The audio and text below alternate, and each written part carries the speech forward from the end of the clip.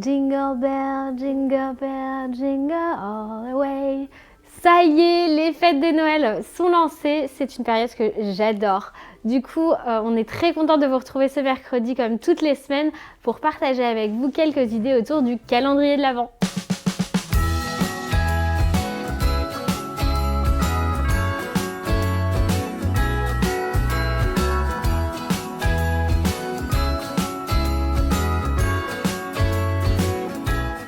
Les calendriers de l'Avent, c'est un truc que tout le monde adore. Enfin, qu'on soit grand ou petit, je crois qu'on a tous un peu nos petites faiblesses autour du chocolat. Maintenant, quand on a des enfants, leur donner un chocolat ultra sucré tous les matins, moyen.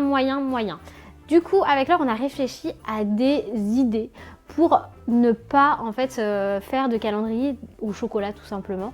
Et la première idée que nous avons trouvée ensemble, c'est de fabriquer ou d'acheter un puzzle de 24 pièces et tous les matins, l'enfant va venir piocher au hasard une pièce et la mettre.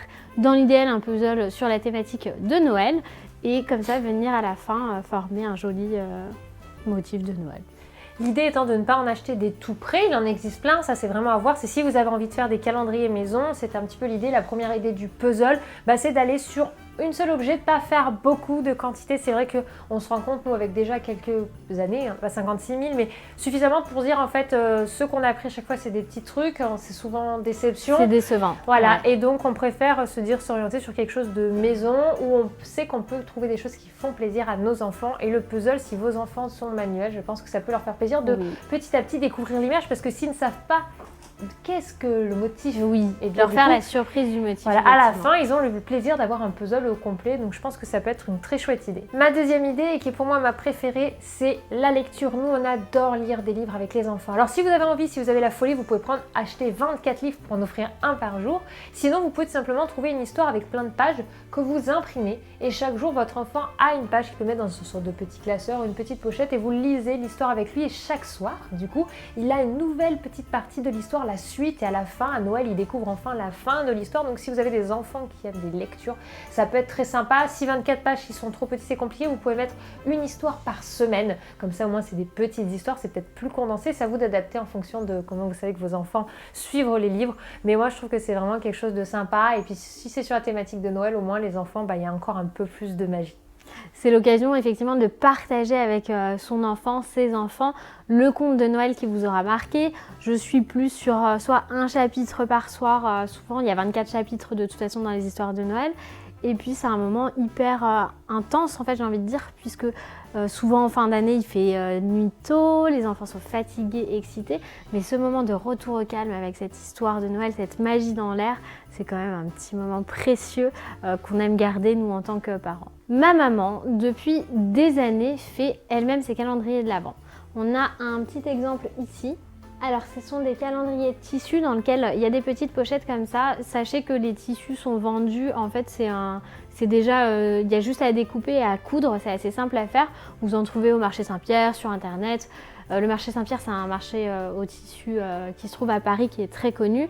Et en fait, à l'intérieur, elle nous mettait, elle, des chocolats, qu'elle allait nous chercher, des chocolats qu'on préférait. Mais je me suis dit qu'on pouvait aller dans des magasins type Emma ou Action, trouver des petites figurines et dans chaque petite pochette, venir mettre une figurine. C'est-à-dire que vous, en tant que maman ou papa, vous avez vous-même confectionné le calendrier de l'Avent de votre enfant et vous allez aller lui chercher des petites surprises et il sera ravi. C'est vrai que les enfants ont toujours un univers particulier qu'ils aiment bien. À partir de quelques années, vous voyez peut-être plus les voitures, plus, je sais pas qu'est-ce qu'il y a en ce moment, les Zatimol, les Enchantimals, enfin il y a plein d'univers qui existent et votre enfant va peut-être accrocher avec un univers et vous pouvez trouver tout simplement un petit ensemble avec plein de petits personnages, même Playmobil, etc. et leur glisser un petit dans chaque petit compartiment. Voilà, et c'est l'occasion qu'il puisse à la fin avoir tout son petit univers complet avec lequel il pourra s'amuser. C'est ça. Alors aussi, si vous êtes des gens très traditionnels, vous allez aimer faire un village de Noël avec vos enfants. Donc soit vous le fabriquez, soit vous l'achetez. Et ça peut être aussi l'occasion de le constituer petit à petit, c'est-à-dire qu'au premier, il y a la maison qui est posé. Et tout simplement, dans le calendrier de l'Avent, chaque jour, il y aura un élément que l'enfant pourra venir disposer à son choix sur le petit village. Alors ça peut être soit très religieux, soit vous pouvez faire tout simplement un village de Noël avec le petit train, etc. Et l'enfant va avoir chaque jour un petit élément à venir disposer. Et à la fin, si vous êtes religieux, vous pouvez poser Jésus, l'enfant qui est né, ou tout simplement choisir même le Papa Noël, plus traditionnellement. En termes de thématique, ça peut être assez sympa. Et à la fin, l'enfant a son beau village qui est construit, enfin l'enfant, les enfants. Les parents aussi. Voilà. Et ça peut être aussi très sympa de détourner un petit peu la déco en l'utilisant de cette manière. Ma maman achète tous les ans des petites maisons, des petits éléments et avec elle, elle décore le village de Noël. Donc elle a une table sur laquelle elle met un tissu blanc un peu irisé pour faire comme si c'était de la neige. Elle a acheté des petites décorations, voilà, des petites montagnes. Elle peut y poser, d'un côté vous êtes à la boutique de gâteaux, t'as l'école, t'as le petit train, la patinoire et tout ça. Et c'est vrai que voilà, tous les jours on peut rajouter un petit élément. Donc il suffit de les numéroter avant et tous les jours en donner à l'enfant et l'enfant va le positionner dans le décor. Et c'est vraiment chouette à faire. Et puis à la fin, tout s'illumine, il y a des petites musiques, c'est franchement trop chouette. Pour ceux qui ne souhaitent ni cadeaux, ni bonbons, ni autres, vous pouvez créer vous-même facilement un calendrier de l'Avent papier grâce à des gommettes, des feutres et tout que vous créez avec votre enfant.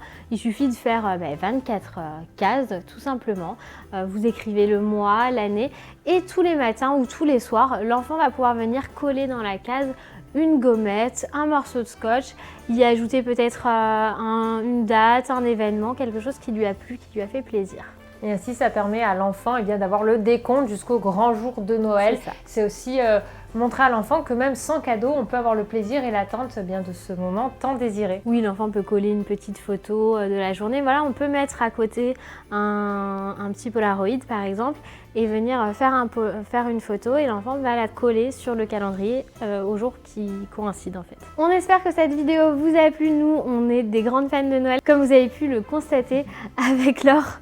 On a même enfilé nos magnifiques puddings de Noël sur la tête pour vous faire plaisir. N'hésitez pas à nous laisser des petits commentaires sous la vidéo et des pouces bleus pour nous encourager. Nous, on vous souhaite de bonnes fêtes de fin d'année et on a hâte de voir vos réalisations. Bye bye! Ciao!